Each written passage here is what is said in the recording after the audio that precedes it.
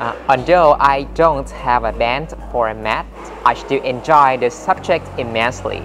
I think it is really important to teach math to all students because it is applicable in a lot of fields. I took my first math lessons in simple arithmetic at around the age of 6. It is compulsory in my country to teach all students math when they join grade school.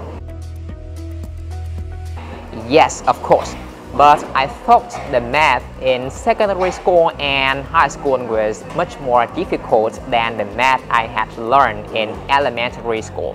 You can say that I wasn't particularly good at math.